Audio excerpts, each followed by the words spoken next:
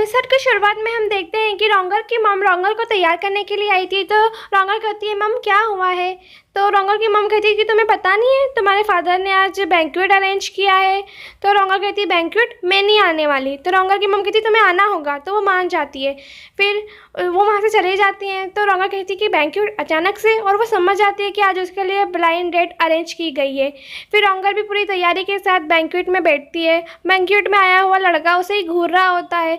तो रोंगर परेशान होकर उस बैग को निकालती है और उस बैग को दबा के आवाज़ निकालती है, जिससे कि ऐसी साउंड आती है कि किसी का पेट खराब है और कोई बार बार छोड़ रहा है। और वो फर्स्ट बार दबाती है तो उसकी होने वाली सासू माँ कहती है, कैरी ऑन कैरी ऑन। फिर वापस से दबाती है तो उसकी मॉम भी शॉक हो जाती है। फिर वो तीसरी दफ़ा दबाती है तो सब लोग अपनी नाक पे उंगली रखना शुरू कर देते हैं। तो उसकी असिस्टेंट कहती है, माय लेडी बस कीजिए। तो रोंगर फिर वहाँ से पेट दर्द का बहाना करके वहाँ से भाग जाती है। भागते भागते वो एक स्वीट शॉप के अंदर छुप जाती है। वहाँ के स्वीट उसे पसंद आते हैं तो वो पैक करवा लेती है। फिर वहाँ से निकलती है तो वो प्रिंस सू से टकरा जाती है और वो उनसे कहती है, आप यहाँ, वो भी इन कपड़ों में? तो वो कहते हैं कि मुझे अंकल ने सब कुछ बताने के लिए राज़ी हो गए, इस वजह से मैं माउंट वेंग जा रहा हूँ। तो तभी वहाँ से रोंगर को पकड़ने वाले सर्वेंट गुजरते हैं तो प्रिंस सू के पीछे छुप जाती है। तो प्रिंस सू भी उसे छुपा लेते हैं। फिर उनके जाने के बाद पूछते हैं, फिर प्रिंस सू पूछते हैं, ये कौन थे? तो रोंगर बताती है, मेरे फैमिली में से ही थे, और बताती है कि मेरे पेरेंट ने आज बैंक्वेट अरेंज किया है एज अ ब्लाइंड डेट की तरह। और उनसे कहती है कि आज मैं आपके कैरियर में जगह ले सकती हूँ। तो प्रिंस सू कुछ नहीं कहते। फिर से शिफ्ट होता है, दोनों माउंट वेंग पहुँच गए थे। प्रिंस सू कहते हैं कि तुम बैंक्वेट से भाग के आई हो तो तुम्हारे पेरेंट तुम्हें चिल्लाएंगे नहीं, पनिश नहीं करेंगे? तो रोंगर कहती है कि मैं कह दूँगी प्रिंस सू ने मेरा अपहरण किया है। तो प्रिंस सू कहते हैं कि तुम दूसरों को ब्लेम देने में काफ़ी अच्छी हो। तो रोंगर कुछ नहीं कहती। फिर प्रिंस सू कहते हैं कि अब हमें कोई नहीं देख रहा तो हमें यहाँ पे अलग हो जाना चाहिए। तो रोंगर कहती है, आपने मेरा अपहरण किया, मुझे इसे छोड़ के नहीं जा सकते। और फिर प्रिंस आगे बढ़ने लगते हैं तो उनका हाथ खींच के साथ चलने लगती है। फिर वो दोनों एक सकरे से रास्ते से अंदर जाने लगते हैं तो उनके ऊपर ढेर सारे पत्थर गिरने लगते हैं। तो प्रिंस उसे बचाकर बाहर लेके आते हैं। फिर रोंगर उनकी पट्टी करती है तो प्रिंस कहते हैं कि ये तो कुछ भी नहीं, मुझे वॉर में तो इससे भी ज़्यादा लगती है। तो रोंगर कहती है, ये कुछ भी नहीं, आपको ब्लड निकल रहा हो, कर रहे हो, कुछ भी नहीं है ये। फिर प्रिंस अपने शर्ट को सही करने लगते हैं। तो रोंगर कहती है, मैंने शाहिद गार्ड को पहले भी ऐसे देखा है। तो प्रिंस कहते हैं, तुमने पहले भी देखा है? तो रोंगर कहती है, नहीं, वो तो मुझे फॉग से अच्छे से दिखाई नहीं दिया। तो प्रिंस कहते हैं, तुम्हें अच्छे से दिखाई नहीं दिया? फिर रोंगर कहती है कि मैं देखना नहीं चाहती थी। फिर सीन शिफ्ट होता है। रोंगर के फादर उसकी असिस्टेंट के ऊपर काफ़ी चिल्लाते हैं और पूछते हैं, तुम्हें पता है ना रोंगर कहाँ है? आखिरकार उसने ही तो भगाने में उसकी हेल्प करी थी। तो फूजा उसकी साइड लेती है और कहती है कि वो रूही पवेलियन गई होगी, और कहती है कि मैं इसे ले जाती हूँ और उसे देख के आती हूँ। फिर सीन शिफ्ट होता है। प्रिंस उससे माफ़ी मांगते हैं क्योंकि वो उसके साथ आई और इस ट्रैप में फंस गई। तो रोंगर कहती है, आपको माफ़ी मांगने की ज़रूरत नहीं है, मैं चाहती थी कि मैं आपके साथ आऊँ।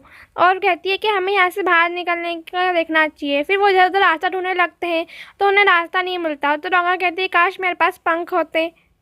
फिर रोंगर और प्रिंस दूसरी साइड जाके चेक करने लगते हैं तो रोंगर की आंखों पर कुछ चमकने लगता है। तो वो पीछे मुड़ के देखती है और प्रिंसू को भी बताती है। तो प्रिंसू उसे देखते हैं तो रोंगर पूछती है कि ये क्या है? तो प्रिंसू बताते हैं, ये गोल्ड माइन है।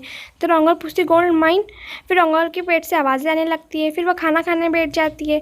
फिर वो खाना प्रिंसू को भी ऑफ़र करती है। लेकिन प्रिंस रोंगर को कहते हैं, तुमने नोटिस किया है हम जब से यहाँ पे आए हैं, हाँ, कोई भी पत्थर वापस से नहीं गिरा है। तो रोंगर कहती है कि किसी ने यहाँ पे एक्सप्लोजन किया है।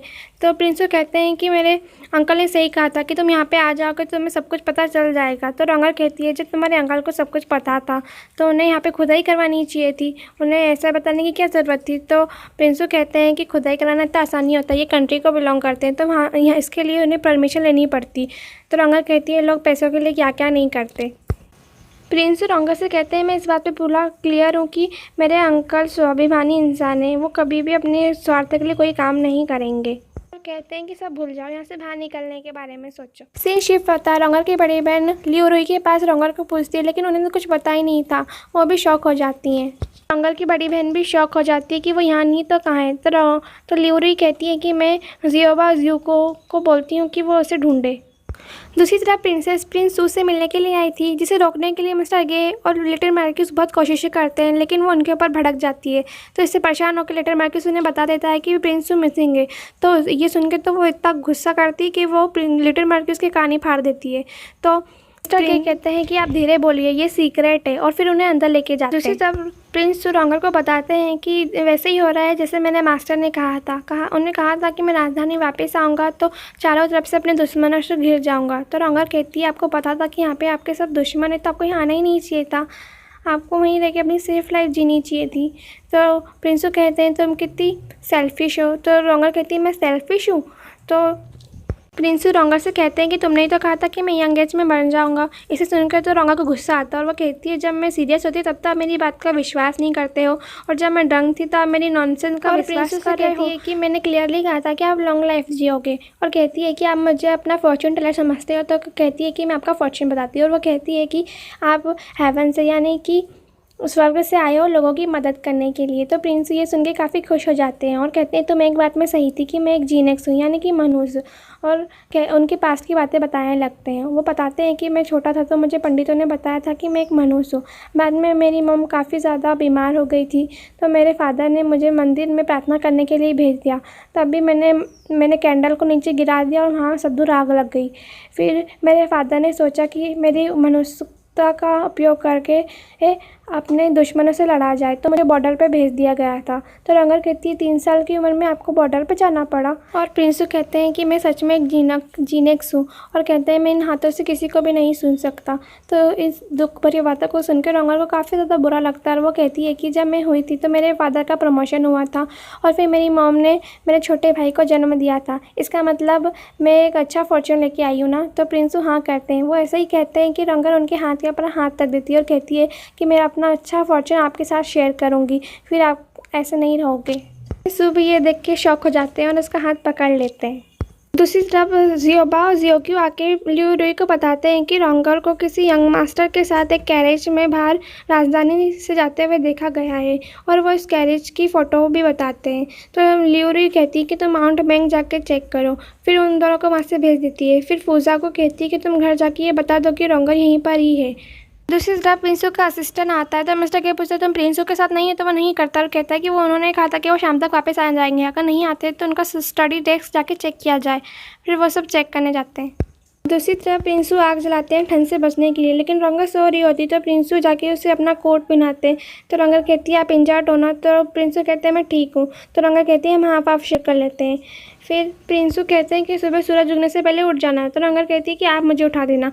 नेक्स्ट डे जब रॉन्गर की आंखें खुलती है तो वो कहती है कि आपने उठाया क्यों नहीं, तो वो कहते हैं कि तुम काफ़ी ज़्यादा आवाज़ करते हुए सो रही। तो रॉन्गर कहती है आप झूठ बोल रहे हो।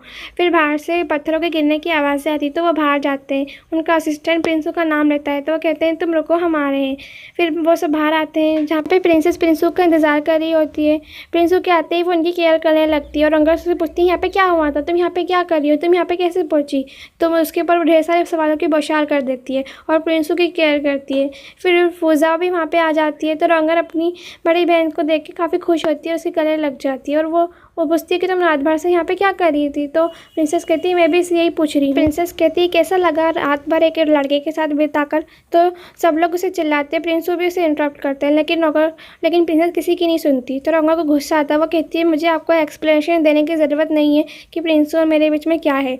तो प्रिंसेस कहती है तुम ये क्या कर रही हो कि प्रिंसू ऐसे कुछ भी नहीं है, तुम ऐसे कैसे कह सकती हो। तो रॉन्गर कहती है आप खुद ही को देखो, खुद ही जवाब दे रहे हो आप इनसे, और कहती है आप ज़्यादा ही ओवर पॉजिटिव हो रही है, बस किसी को काटना मत। तो ये सुन के सभी लोग हंसने लगते हैं। तो प्रिंसेस कहती है क्या तुम मुझे कुत्ता बुला रही हो। तो रॉन्गर कहती है मैंने तो ऐसा कुछ भी नहीं कहा। तो प्रिंसेस जल्दी से जाके प्रिंसू को बोलती है देखो ये मुझे बुली कर रही है। तो प्रिंसू कहते हैं कि इसे घर छोड़। जब प्रिंस चैन का आदमी आके बताता है जैसे आपने बताया था वैसा मैंने प्रिंसू पे हमला किया, लेकिन मैं हमला कर रहा था तो पीछे से मिस्टर डोंग ने मुझ पर हमला कर दिया।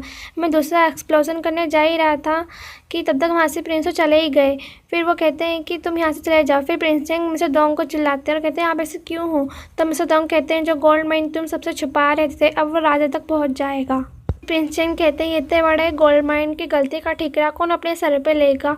और कहते हैं मैंने पता है आज आपके बेटे को देखा। इसका साफ साफ मतलब था कि वो मिस्टर डोंग को धमकी दे रहे हैं कि वो खुद अपने सर पे ये सारा इल्ज़ाम ले ले।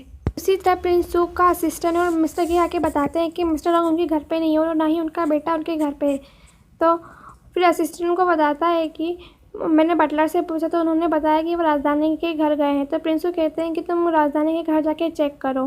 फिर उसके जाने के बाद मिस्टर के कहते हैं कि राजकुमारी नहीं होती तो राजा को कभी पता नहीं चलता कि आप गायब हो, उनकी वजह से आप मिल पाए हो, और कहते हैं कि आपको कल शाही दरबार में जाना है। फिर सीन शिफ्ट होता है, मिस्टर डोंग को उनके बेटे के साथ दिखाया जाता है। वो काफ़ी खुश होते हैं। तो उनका बेटा पूछता है मुझे यहाँ पे कब तक रहना होगा। तो मिस्टर डोंग कहते हैं जब तक तुम ठीक नहीं हो जाते तुम यहीं पे रहोगे। फिर वो उसे सुला देते हैं। उसके सोने के बाद मिस्टर डोंग की आंखों में आंसू आ जाते हैं। वो उनकी आंखों से साफ दिख रहा होता है कि वो आखिरी बार अपने बेटे को देख रहे हैं, क्योंकि एक बार ये इस गलतियों का ठिकरा उनके सर पे आ गया तो वो ज़िंदा नहीं रह पाएंगे। अगले दिन प्रिंस सू राज्यसभा में कहते हैं कि मैं माउंट बैंक गया था क्योंकि मुझे पता चला था कि कोई नाइटर और सल्फर स्मगल कर रहा है। लेकिन जब मैं वहाँ पहुँचा तो मुझे पता चला कि वहाँ पे गोल्ड माइन है और कोई किसी ने मुझे वहाँ पे ट्रैप कर लिया। फिर राजा कहते हैं कि प्रिंस चेंग तुमने क्या देखा वो सबको बताओ। फिर प्रिंस चेंग आके बताते हैं कि मैंने कुछ दांतों को बात खरीदते हुए देखा था, सल्फ़र और नाइटर। जब मैंने इन्वेस्टिगेशन की तो मुझे वो पता चला कि वो माउंट मैंग गए हैं। मुझे वहाँ पे गोल्ड माइन का पता चला तो मैंने आपको इमीडिएटली आके इन्फॉर्म कर दिया। आप देख रहे हो कि मिस्टर चेंग कितना स्मार्ट है। उसने जैसे ही पता चला कि मिस्टर डोंग ने उसे फंसा दिया तो जल्दी से आके राजा को सब कुछ बता दिया। तो राजा कहते हैं कि इन सब के पीछे कौन है, क्या लगता है आप सबको। तो कोई कुछ भी नहीं कहता। तो मिस्टर डोंग सामने आके कहते हैं कि ऐसा मैंने किया है। तो सब लोग उनकी तरफ देखने लगते हैं और मिस्टर डोंग कहते हैं आप मुझे सजा दीजिए, मेरी गलती है। तो राजा कहते हैं कि प्रिंसू तुम क्या सोचते हो। तो कहता है कि ये अपराइट ऑफिसर है, कोई इनकी वीकनेस का कोई फ़ायदा उठा रहा है। तो प्रिंस जल्दी से कहते हैं कि आपको मिस्टर डोंग की गलती की सज़ा देना चाहिए, दूसरे लोग इन सब चीज़ों से क्या समझेंगे। तो ये सब बातें प्रिंस सू को सुनाते हुए देख कर रहे थे, क्योंकि उन्होंने जो कुछ भी किया था उससे काफ़ी ज़्यादा प्रिंस चेंग को नुकसान हुआ था। तो इन सब बातों को नज़रअंदाज करते हुए मिस्टर डोंग कहते हैं कि आपको मुझे पनिश करना चाहिए, मैं धरती पर बोझ हूँ और मैं सिर्फ मरना ही डिज़र्व करता हूँ। जल्दी से भाग के एक पिलो से टकरा के खुद की डेथ करवा लेते हैं। फिर सीन शिफ्ट होता है, प्रिंस सू अपनी मॉम के पास आ रहे होते हैं तो अंदर से आवाज़ मावर और उनकी मॉम की आती है। वो कहते हैं कि मिस्टर डोंग को सब कुछ पता था कि कोई सल्फ़र और नाइटर स्मगल कर रहा है, लेकिन फिर भी उन्होंने कुछ भी नहीं किया। वो तो हमेशा से पापा की गुड बुक्स में रहना चाहते थे। तो उनकी मॉम कहती है कि मावर चुप करो, कुछ मत कहो। वो काफ़ी ज़्यादा रोती है कि वो अच्छी तरह जानती थी कि उनका भाई ऐसा कुछ नहीं कर सकता। फिर दूसरी तरफ प्रिंस से उनकी दासी आके बोलती है कि आप यहाँ पे कैसे। तो कहते हैं कि आप मिस्टर डोंग के बेटे की अडॉप्शन की पेपर की साइन मॉम से करवा लेना। तो वो कहती हैं कि आप मुझसे नहीं मिलेंगे। तो कहते हैं इसकी ज़रूरत नहीं है। फिर सीन शिफ्ट होता है और लियो रुई और प्रिंस आन को दिखाया जाता है, जहाँ पे वो दोनों मिस्टर डोंग की डेथ के ऊपर चर्चा कर रहे होते हैं। लियो रुई के जाने के बाद मिस्टर वैंग कहते हैं कि आखिरकार ये तो एक महिला ही है, वो इसके बारे में तो क्यूरियस होगी कि मिस्टर डोंग की डेथ कैसे हुई थी।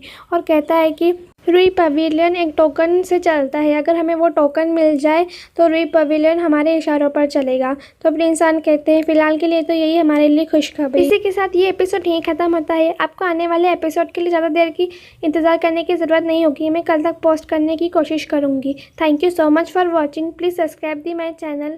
Thank you, bye bye.